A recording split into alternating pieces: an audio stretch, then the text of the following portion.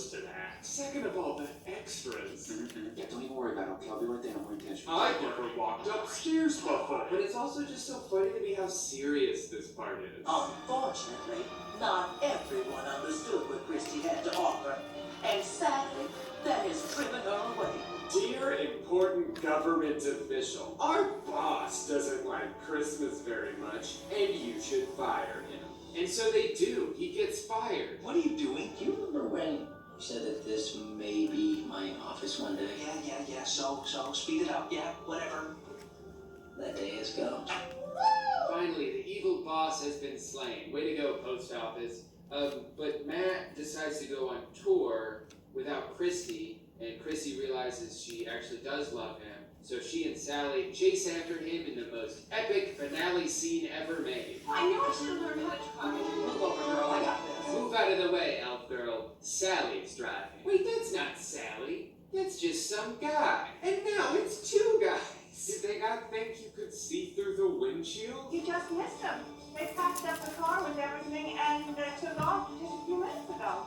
Did they leave a phone number or maybe a forwarding address? YouTuber, I don't get the chance to work with Excel nearly as much as I'd like to. But I did another Excel spreadsheet, and this time I went through every episode from the past 5 seasons and counted first the number of sketches in every episode, not including Weekend Update or the host monologues. And then I counted how many of these sketches were centered around politics. If you're wondering what this green area means, what's so special about season 42, episode 6, well, that is the show that aired on November 10th, 2016, the first Saturday after Trump got elected president. Now, what you probably think is that since that day, there have been more political sketches per episode, as well as a higher percentage of the show being devoted to politics, and that is true. In the 47 episodes before Trump got elected, there was an average of 1.5 political sketches per episode, but ever since then, that number has jumped up to 2. So yes, there is a difference, but not a crazy difference. It's not like it's doubled or tripled. That number just means that there's one extra political sketch every 2 weeks. And that's not enough to make the whole show feel drastically different. So what happened then? Why does it feel so different now?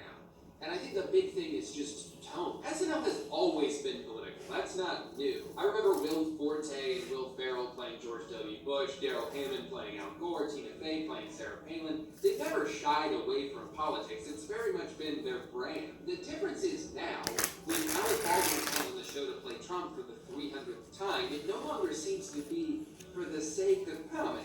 It seems like they're just trying to make him angry. They seem to have a personal vendetta against the guy, and Eric comes back and gives Smooch to Donna. It's still a little hazy on whether this means they're back together. It feels more like a goodbye kiss, like they know that because Eric fucked up by going to Africa, well, there's no going back from here. And that sucks. That's a terrible ending. You're telling me that the whole show leads up to this? 200 episodes of hanging out down the street? And this is how it ends? At least it's a happy ending for Jackie and Fez, a relationship that makes 0 sense and was never even hinted at until the second half of the final season. It's like if in Friends, instead of Joey and Rachel having that weird few episodes where they were flirting but then they came to their senses and stopped, they got married and then everyone else died. It's such an unsatisfying ending to an otherwise pretty well-written show. Had they just restructured season 7, I think they could have sent everyone off in a much more meaningful and logical way. Hyde could have proposed to Jackie like he planned to, but without the unnecessary twist of naked Kelso showing up and ruining it. Eric and Donna could have found a way to go to college together, or maybe not end up together, that's fine. I'm not saying they have to have this like perfect storybook happy ending. I think it makes more sense if they drifted apart. They're like 19 and they're trying to figure their own shit out. They could have come up with something really heartbreaking and realistic. Are sent off in a way that makes sense and feels satisfying to the viewer, and if you mess that up, I think it can really put a stain on the entire show. Now, there's an obvious counter-argument to everything I'm saying here, that a bad final season or 2 doesn't retroactively ruin the season that came before it.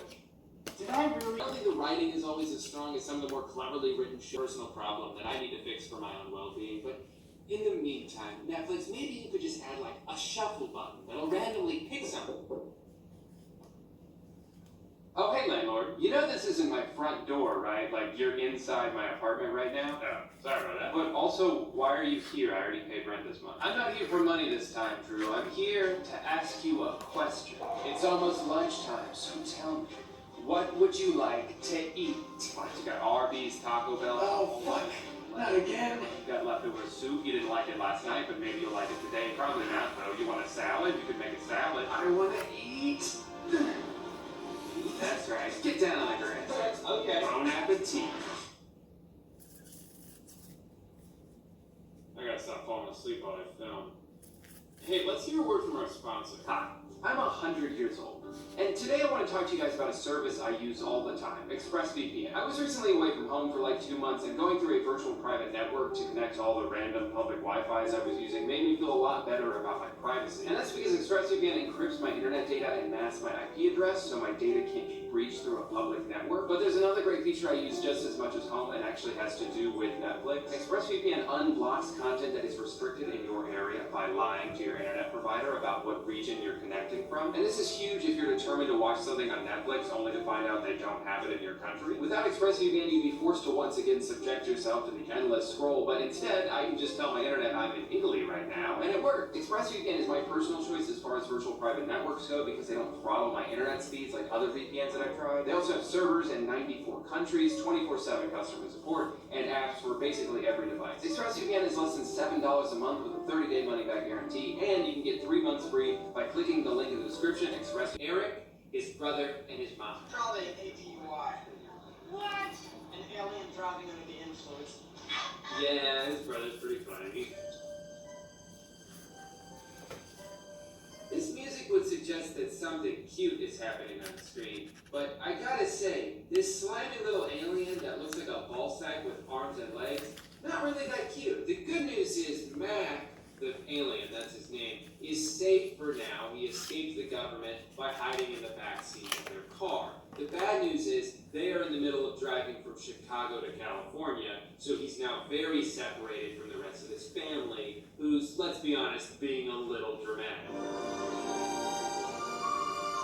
Hi, stop your throwing around there. Relax, lady. It's just our furniture pad. And then to sum up the next few minutes, you got Gatorade, you got Skittles, you got Dos Equis, and then you've got Mac, who's always making the same dumb face. Somehow no one's noticed the slimy little alien pitter-pattering around their house, and they still don't for a while. But they do notice that weird things are happening. Eric takes a battery out of his remote control car, and it still works for some reason. And even though his TV's not even plugged in, it still turns on for some reason.